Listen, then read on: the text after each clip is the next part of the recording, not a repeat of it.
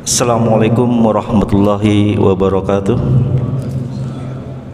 Innal hamdalillah nahmaduhu wa nasta'inuhu wa nastaghfiruh wa na'udzu billahi min syururi anfusina wa min sayyiati a'malina may yahdihillahu fala mudhillalah wa may yudlil fala hadiyalah. Asyhadu an la ilaha illallah wahdahu la syarikalah wa asyhadu anna Muhammadan abduhu wa rasuluh. Amma ba'du.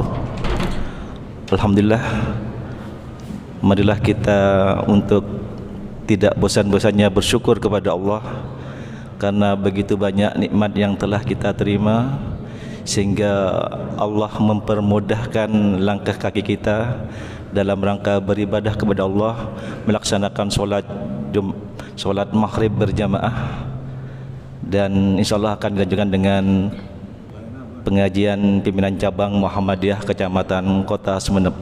Salawat dan salam semoga tetap tercurahkan kepada junjungan kita Nabi Muhammad SAW beserta para pengikutnya hingga akhir zaman.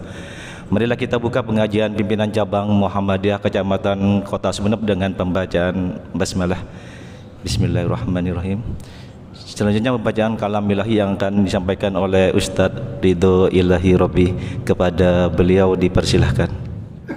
Assalamualaikum warahmatullahi wabarakatuh.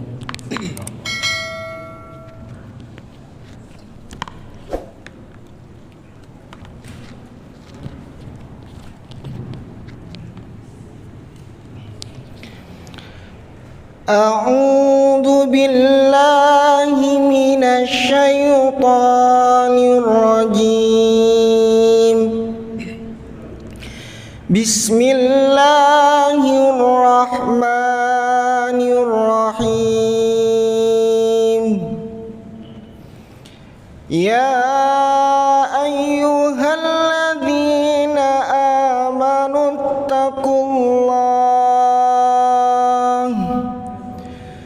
ittaqullaha haqqa tuqatih wa la tamutunna illa wa antum muslimun.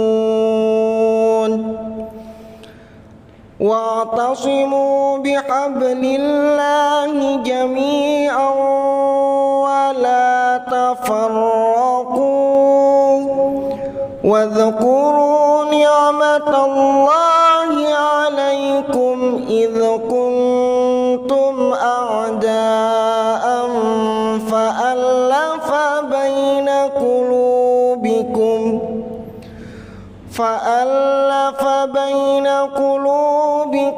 fa'asbahtum bi ni'matihi ikhwana wa kuntum ala syafa khufratin minan nari fa'anqadhakum minha kadzalika yubayyinullahu lakum ayatihi la'allakum tahtadun. Sadaqallahul azim. Assalamualaikum warahmatullahi wabarakatuh. Sadaqallahul azim, maha benar Allah dengan segala firman-Nya. Selanjutnya kajian keislaman yang dalam hal ini akan disampaikan oleh Ustadz Dr. Muhammad Zainuddin. Beliau adalah Ketua Pimpinan Daerah Muhammadiyah Kabupaten Sumeneb. Kepada beliau dipersilahkan.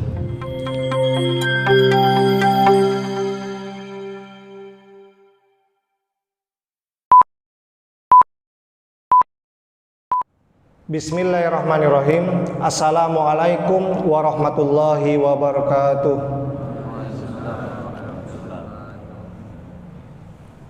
Hamdan thayyiban mubarakan fi. Asyhadu an la ilaha illallah wa asyhadu anna Muhammadan abduhu wa rasuluh. Amma ba'd. Qala Allah Ta'ala fil Qur'anil Karim, a'udzu billahi minasyaitonir rajim. Lahu maqalidus samawati wal ard yabsutur rizqa liman yasha wa yaqdiru innahu bikulli syai'in alim. Jamaah pengajian yang berbahagia,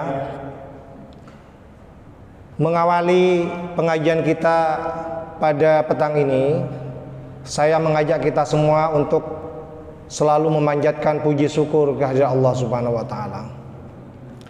Hingga petang ini, di tengah-tengah kesibukan kita masih tetap istiqomah untuk menjalankan ibadah secara berjamaah di masjid tercinta kita ini. Dan yang tak kalah pentingnya, kita juga masih istiqomah rajin mengaji bersama, untuk sedikit demi sedikit mengenal Islam yang kita sayangi, untuk kita amalkan sebagai modal kita menghadap Allah Subhanahu wa taala. Jamaah pengajian yang dimuliakan Allah, salawat serta salam marilah kita sampaikan kepada junjungan kita Nabi Muhammad SAW, kepada keluarganya, kepada para sahabatnya, dan tentunya juga kepada umat Islam yang tetap setia dan teguh memegang ajarannya hingga akhir zaman nanti. Bapak Ibu sekalian, jamaah pengajian yang berbahagia, pada kesempatan petang ini saya ingin melanjutkan kajian kita pada pertemuan sebelumnya. Saya ingat terakhir saya mengisi di pengajian PJM Kota ini di Ahmad Dahlan, benar Ustaz ya? Ketika itu saya menyampaikan materi tentang rezeki barokah. Pengertian barokah itu apa? Ciri rezeki bernilai barokah itu seperti apa? Dan bagaimana caranya untuk mendapatkan rezeki yang barokah itu seperti apa? Itu sudah saya sampaikan pada pertemuan sebelumnya. Saya harapkan Bapak Ibu masih ingat dengan baik definisi atau pengertian rezeki yang barokah itu seperti apa. Sekedar mengingatkan saja, Imam Ghazali menyebutnya, dikatakan barokah itu apabila ziyadatul khair, bisa menambah berbagai kebaikan-kebaikan. Jadi kalau kita mendapatkan rezeki, dengan rezeki itu semakin menambah banyak kebaikan-kebaikan, itu dapat kita sebut bernilai barokah. Cirinya juga sudah saya sampaikan, saya ingatkan lagi supaya nyambung dengan materi kita pada petang ini. Rezeki dikatakan barokah, yang pertama manakala dia mampu menjadikan hati kita itu tenang, damai, tentram, tetap bersyukur, menerima apapun yang diberikan Allah, apakah sedikit ataupun banyak. Kemudian ciri yang lain, dikatakan barokah manakala semakin menjadikan kita tawadhu dan taat beribadah kepada Allah Subhanahu wa taala. Ini ciri rezeki barokah manakala mampu menjadikan kita semakin tenang, semakin damai, semakin bahagia bersama keluarga, semakin taat beribadah. Itu adalah ciri-ciri bahwa kita telah mendapatkan rezeki yang barokah. Caranya bagaimana Ustadz? Sudah saya sampaikan juga.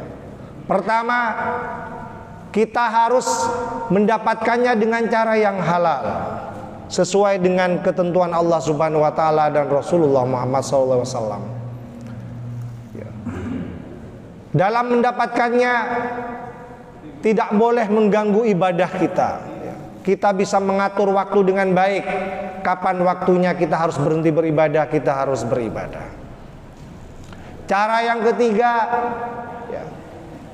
manakala itu dihasilkan dari hasil kerja keras kita sendiri, bukan punya ketergantungan yang berlebihan kepada orang lain. Dan yang selanjutnya, kita dapatkan rezeki yang barokah itu dengan tetap berzikir, ingat kepada Allah Subhanahu wa taala. Bapak Ibu sekalian, jamaah pengajian yang berbahagia, ini sekedar review, mengingatkan kembali materi saya sebelumnya yang saya sampaikan di pengajian PCM Kota di Masjid Ahmad Dahlan pada pertemuan yang lalu. Pada petang ini muncul pertanyaan lagi dari jamaah kita.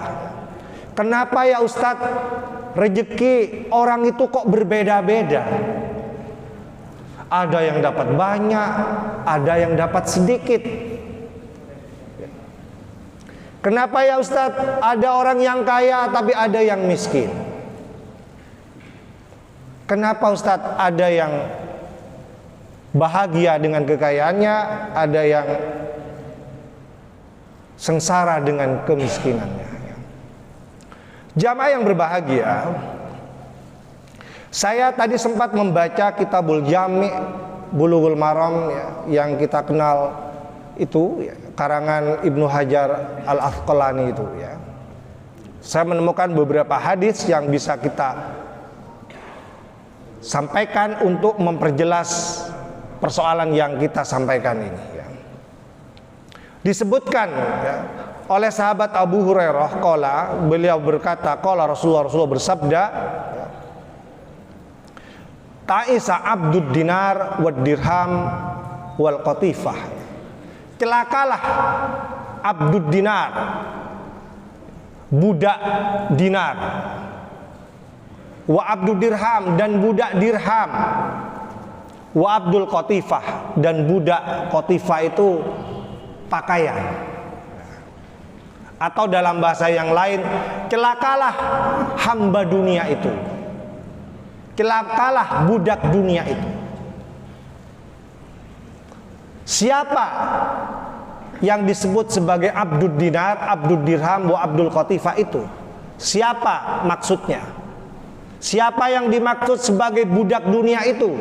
Disebutkan dalam hadis itu ya, Eyyu'tiya yardo, apabila diberi ya, apabila diberi yardo, dia ridho, dia senang sekali. Jadi kalau diberi rezeki dia senang, apalagi banyak, senang ya. Wa illam yu'ta, dan apabila tidak dikasih atau dikasih sedikit, lam yardo, dia tidak senang, dia tidak ridho, dia suka protes, jengkel, marah-marah, emosi. Ini ciri ya orang yang kita sebut sebagai abdud dinar, abdud dirham, wa abdul qatifah. Budak dunia itu cirinya itu. Kalau dikasih, apalagi dikasih banyak, dia senang, bangga dia dengan apa yang dia peroleh. Ya.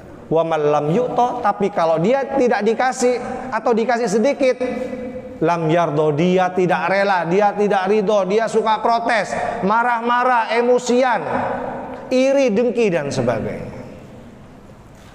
Jamaah yang berbahagia, dia tidak paham Allah Subhanahu wa ta'ala, dia tidak bisa mengenal sifat Allah Subhanahu wa ta'ala yang kita sebut dengan Ar-Razzaq, sang pemberi rezeki ya. Padahal kita kalau disuruh menghafal Asmaul Husna itu kan luar biasa ya.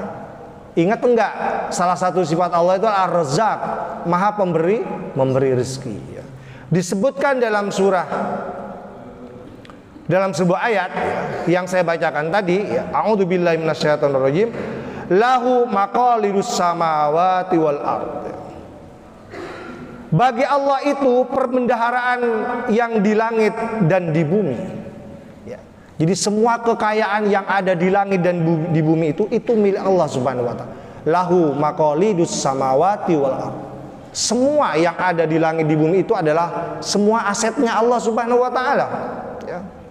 Yatsutur rizqa liman yasha. Allah itu akan memberikan, meluaskan rezeki seseorang liman yasha, kepada siapapun yang dia kehendaki. Jadi suka-suka Allah. Mau dikasih sedikit, mau dikasih banyak, mau dijadikan orang kaya, mau dijadikan orang miskin, itu terserah Allah. Kalau kita mengenal Allah sebagai Ar-Razzaq, salah satu sifatnya itu. Karena Allah yang memiliki apa yang ada di langit dan di bumi, maka terserah Allah mau ngasih kita banyak atau sedikit. Jamaah yang berbahagia, wa yaqdiru, dan suka-suka Allah juga kalau misalnya dia mau membatasi. Anda dapat sedikit, Anda dapat sedang saja, Anda dapat banyak. Wa yaqdiru, dia yang menentukan semuanya.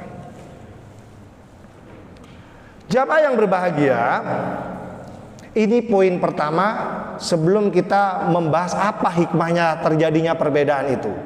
Jadi saya hanya ingin mengatakan bahwa Allah sebagai Ar-Razzaq yang punya sifat maha pemberi rezeki itu punya hak prerogatif. Ya. Apakah dia mau memberikan kepada orang yang dikehendaki banyak ataupun sedikit, itu suka-suka Allah Subhanahu wa taala. Cuman masalahnya tidak banyak yang tahu apa hikmah di balik itu. Kenapa Allah itu memberikan yang satu banyak, yang satu sedikit? Kenapa Allah itu menjadikan yang satu kaya, kemudian yang satunya miskin? Tidak banyak orang yang tahu. Nah, pada malam ini saya beritahu berdasarkan beberapa ayat Al-Quran yang Allah informasikan kepada kita. Jamaah yang berbahagia, yang pertama, ya, saya catat di sini, ya, biar sama dengan apa yang saya sampaikan pada forum yang lain. Saya sampaikan ini di forum yang lain, ya, dalam tema keajaiban seorang mukmin. Ya. Nah, sebagainya saya sampaikan pada malam ini. Hikmahnya yang pertama adalah agar kita itu menyadari bahwa perbedaan itu juga akan terjadi nanti di akhirat. Saya ulangi sekali lagi, kenapa terjadi perbedaan di dunia? Ada orang yang dapat rezekinya sedikit, ada yang dapat rezekinya banyak, ada yang sedang. Supaya kita itu nanti menyadari bahwa di akhirat nanti juga akan terjadi perbedaan itu, bahkan perbedaan itu sangat tajam. Sangat tajam. Ya. Kalau sekarang mungkin kelihatan agak berdekatan, ya, perbedaannya, tapi nanti di akhirat Allah akan memperlihatkan perbedaan itu begitu sangat tajam. Ada yang dimuliakan, yang ditinggikan, ada yang direndahkan serendah-rendahnya. Ya. Ada yang menikmati kemewahan, makan apa saja, minum apa saja, semuanya tersedia. Ya. Tapi sebaliknya ada yang penuh dengan kesengsaraan. Jangankan bisa minum setetes air, tidak akan pernah dia dapatkan, karena dia dapat siksaan di neraka nanti. Begitu jauhnya perbedaan itu. Nanti Allah akan perlihatkan itu. Dalam sebuah ayat Allah berfirman, A'udzubillahi minasyaitonirrajim, undur kaifa faddalna ba'dahum ala ba'd. Kata Allah, undur, lihat, perhatikan.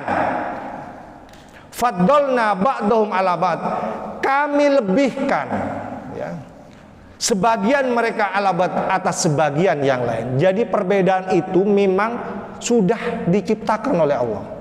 Ada yang miskin, ada yang kaya, ada yang rezekinya banyak, ada yang rezekinya sedikit. Itu sudah atas kehendak Allah Subhanahu wa taala.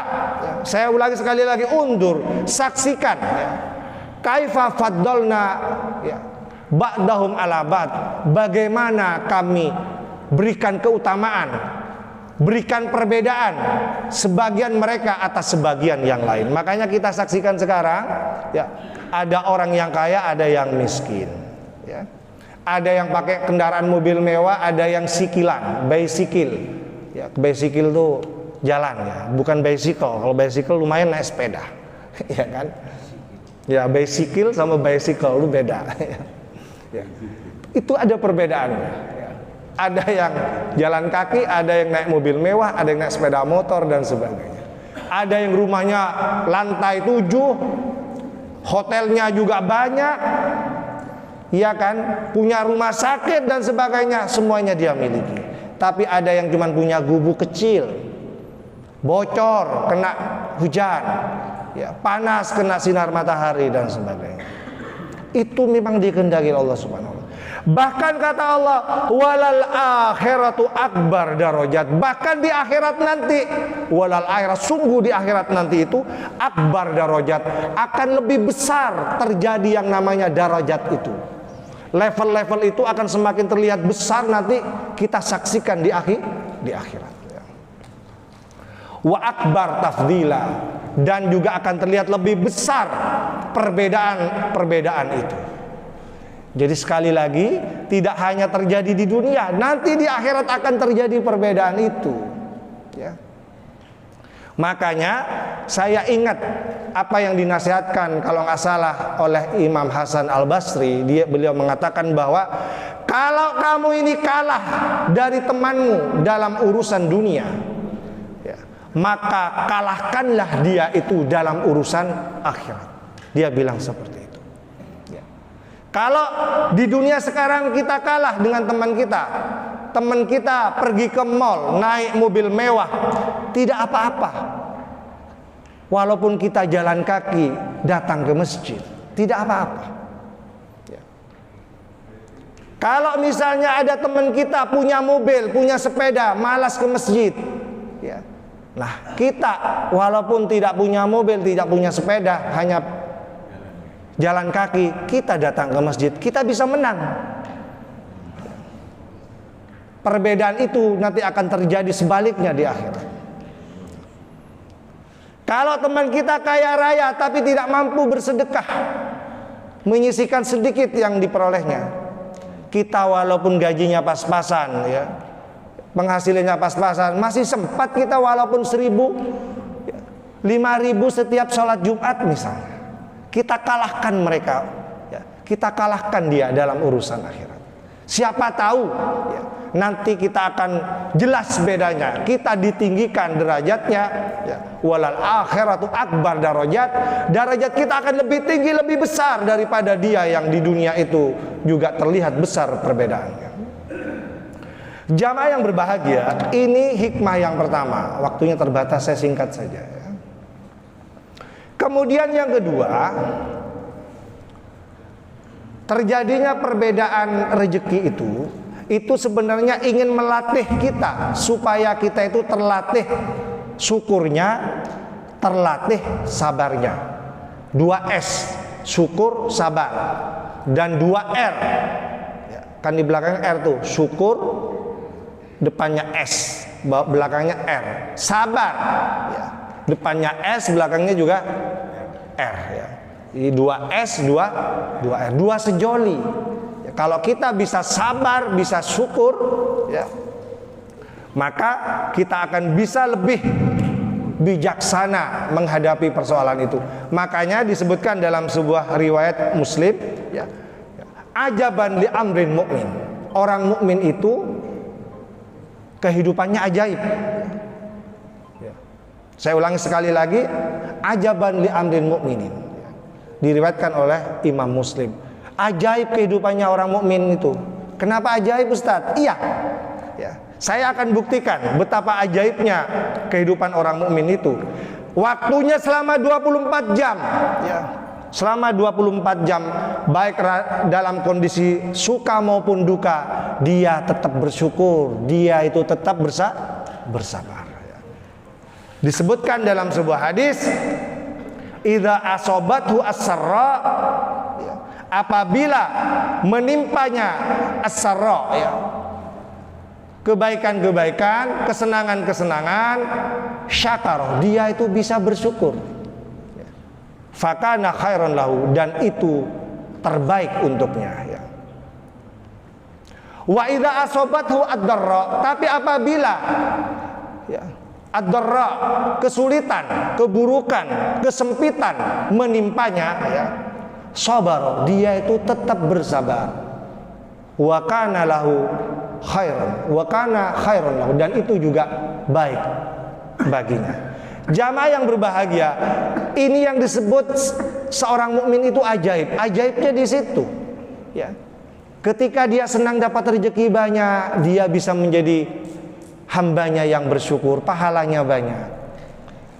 Ketika dia berada dalam kondisi sulit, miskin, ya, seret, iya kan, sabar, dia tetap bersabar. Bersabar juga dapat pahala. Dia bisa berdoa, berdoa juga dapat pahala.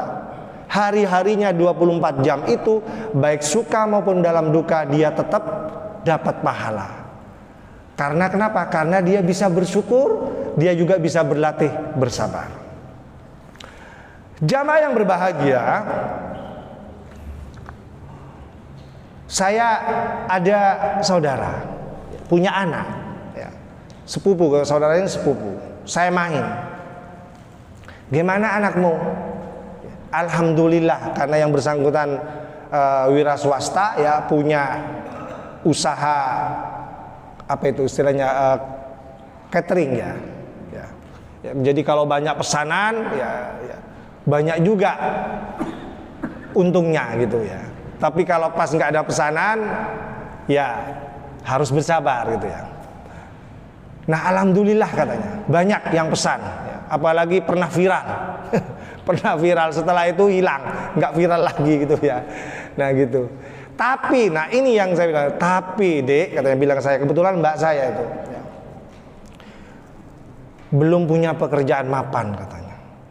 Lah saya bilang, yang dimaksud pekerjaan mapan itu yang bagaimana gitu ya. Kalau mapan itu diterjemahkan harus PNS, harus punya gaji tetap dan sebagainya, iya kan. Nah itu kan yang sulit gitu ya. Jamaah yang berbahagia, oleh karena itu kita harus tahu di balik hikmahnya itu. Kenapa Allah itu menakdirkan kita, ya, punya apa namanya, pekerjaan yang seperti itu, wira swasta, ya, yang tidak pasti penghasilannya tiap bulan berapa. Sebaliknya perbandingannya, yang dia inginkan adalah pekerjaan mapan yang setiap bulan dia dapat gaji. Dia harapannya seperti itu. Itu ada hikmahnya, saya bilang. Coba kalau misalnya anaknya Mbak ini, ya, jadi PNS, dapat gaji, ya. Perhatikan, apakah dia masih rajin berdoa? Apakah tawakalnya tinggi kepada Allah? Kadang-kadang orang, ya, kalau sudah punya penghasilan tetap, gaji tetap, apalagi besar, iya kan? Ya sudah, dia itu santai-santai saja. Ya, tinggal tawakalnya kepada gaji saja, sudah tiap bulan pasti dapat kok. Iya kan? Jadi akhirnya tawakalnya kepada gaji, setiap bulan pasti dapat. Coba bayangkan kalau seperti keadaannya keponakan saya itu, ya, yang tidak pasti penghasilannya berapa, dia akan rajin berdoa, dia akan rajin beribadah, minta kepada Allah Subhanahu wa Ta'ala. Ya. Itu mungkin hikmahnya. Dengan diberikan pekerjaan yang tidak pasti penghasilannya, dia semakin rajin ibadah, dia semakin rajin berdoa. Tidak bertawakal kepada gaji dia, tapi bertawakal kepada Allah. Saya katakan seperti itu. Iya juga adik ya, katanya. Jamaah yang berbahagia, kita singkat saja ya.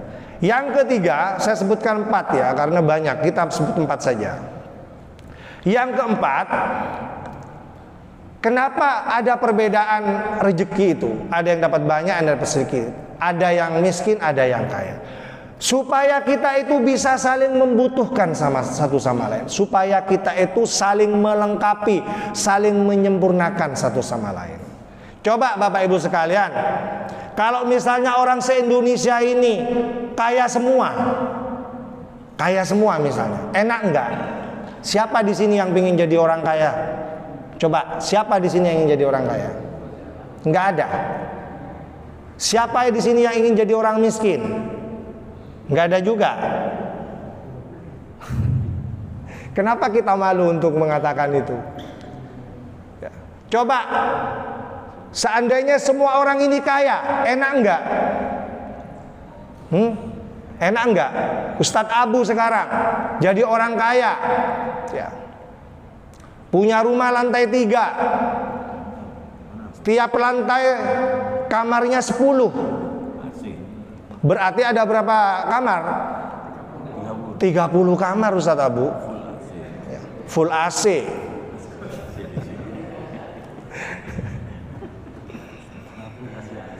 Tapi di lingkungannya Ustadz Abu, di Indonesia ini semuanya orang kaya. Siapa yang ingin jadi pembantunya Ustadz Abu? Siapa yang ingin membantu Ustadz Abu bersih-bersih setiap hari? Ini baru kehidupan sehari-hari loh. membersihkan 30 kamar. Nggak ada yang mau. Kenapa Ustaz? Loh, orang kaya semua masa mau jadi pembantunya Ustaz Abu? Enak nggak hidup? Nggak enak. Kalau dilaksanakan sendiri, masa orang kaya sampai sakit-sakit semua itu, bersih-bersih 30 kamar, kan nggak enak. Iya kan? Nggak enak. Anda punya perusahaan, semua orang ingin punya perusahaan. Terus siapa yang mau jadi pegawainya? Kalau semuanya punya perusahaan, iya kan? Nggak enak. Masa mau dikerjakan sendiri? Memproduk barang setiap hari 1000 sekian, kan tidak? Pasti butuh yang lain, iya kan? Inilah yang kata Allah disebutkan dalam sebuah ayat, A'udzubillahi minasyaitonirrajim. Ahum yaksimuna rahmata rabbik. Apakah mereka yang membagikan rahmat Tuhanmu itu? Nahnu qasamna bainahum ma'isyatahum fil hayatid dunya. Kami ini yang membagikan di antara mereka ma'isyatahum, ya, penghidupan mereka, ya, penghasilan mereka fil hayatid dunya, dalam kehidupan dunia. Wa rafa'na ba'dahum fawqa ba'd, dan kami angkat sebagian mereka di atas sebagian yang lain, darajat, beberapa derajat. Jadi sekali lagi, itu sudah kehendak Allah. Ada sebagian diangkat derajatnya, ada yang kaya, ada sebagian ada yang miskin, ada yang biasa. Itu sudah kehendak Allah Subhanahu wa taala. Makanya mohon maaf ini adik-adik yang mahasiswa, kalau baca bukunya Karl Marx tuh tentang teori kelas, ya. Beliau itu, ya, kalau boleh saya sampaikan di sini, berangan-angan bermimpi ada kehidupan tanpa kelas. Jadi beliau itu merenung, berpikir, ya, mengajak kaum marginal, ya, kaum proletar, ya, masa iya ada kehidupan itu berkelas-kelas, ada yang miskin, ada yang kaya, katanya. Dia berkeinginan ada sebuah kehidupan tidak ada kelasnya, sama rata, sama rasa. Itu tidak mungkin, karena Allah sudah mengatakan bahwa akan ada kehidupan yang seperti ini. Perbedaan itu pasti terjadi. Untuk apa? Disebutkan dalam ayat ini, liyattakhidha ba'duhum ba'da suhriya, agar sebagian yang lain dengan sebagian yang lain itu juga suhriya, bisa saling memanfaatkan, saling menggunakan. Orang kaya bisa bekerja sama dengan orang yang miskin, ya. Sama, orang miskin juga bisa menggunakan orang yang kaya supaya bisa mencukupi kehidupannya, ya. Itu memang sudah diciptakan, dikehendaki oleh Allah Subhanahu wa taala. Jamaah yang berbahagia yang terakhir, masih ada waktu ya? Terakhir, bisa sedikit aja, 3 menit ya. Yang terakhir, supaya kita ini tetap baik dan benar, supaya kita ini tetap menjadi orang yang baik, tetap menjadi orang yang benar. Disebutkan dalam sebuah ayat, walau basatallahu rizqa li ibadihi, jikalau Allah itu memperluas rezekinya kepada semua hambanya, la baghaw fil ardi, pasti rusak dunia itu. Ini saya ulang sekali lagi, kalau Allah memperluas rezekinya untuk semua hambanya, jadi orang kaya semua, punya perusahaan semua, ya, la baghaw fil ardi, pasti rusak dunia itu. Coba kalau Anda punya perusahaan semua, yang sering buang limbah sembarangan merusak lingkungan itu siapa? Orang kaya yang punya perusahaan itu. Kalau semuanya punya perusahaan, apa enggak rusak lingkungan ini? Uang sekarang aja, mohon maaf ya, itu yang kita bangga-banggakan Lombang itu bagus. Sekarang coba lihat itu, seperti apa Anda kalau berkunjung ke Lombang itu, ya kan? Kenapa? Ya itu orang kaya atau orang miskin? Orang kaya yang merusak itu. Jamaah yang berbahagia, yang terakhir, kata Rasulullah disebutkan, ya, inna min ibadi, sesungguhnya dari hambaku itu, ya, malla yuslihu imanuhu illa bil ghina, ya, ada orang yang tidak akan baik imannya illa bil ghina, kecuali dia dengan kekayaan, ya. Walau afqartuhu, kalau saya fakirkan dia, la kafar, maka dia akan kufur. Saya ulangi sekali lagi, di antara hamba Allah itu akan ada orang yang imannya baik kalau dengan kekayaan. Dia kalau kaya dia baik. Justru kalau dia dimiskinkan dia bisa berbuat kufur. Makanya ya, Anda yang kaya dengan kekayaannya itu malah dia imannya baik, maka termasuk dalam hadis ini. Sebaliknya, ya, wa inna min ibadihi, sesungguhnya di antara hambaku itu ada juga malla yaslu imanuhu, ada yang imannya tidak akan baik illa bil qillah, kecuali dengan kefakiran. Ya. Jadi ada justru dengan dia fakir, dia justru imannya baik, Bapak Ibu. Justru dia ditakdirkan fakir, justru dia imannya baik. Walau agna itu, justru kalau dia dikayakan, diberikan kekayaan banyak, dibuat kaya dia, la kafar, dia justru berbuat kufur. Jamaah yang berbahagia, oleh karena itu walaupun kita ini miskin ya, itu ada hikmahnya. Barangkali dengan kemiskinan itu menjadikan kita semakin baik imannya. Sebaliknya, Anda tidak diberikan kekayaan yang lebih, Anda tidak ditakdirkan kaya karena Allah sayang kepada kita. Khawatir dengan kekayaan itu kita justru berbuat kufur. Bapak Ibu sekalian yang berbahagia, semoga apa yang saya sampaikan ini bermanfaat dan bisa kita amalkan dalam kehidupan sehari-hari. Saya akhiri dengan doa kafaratul majelis.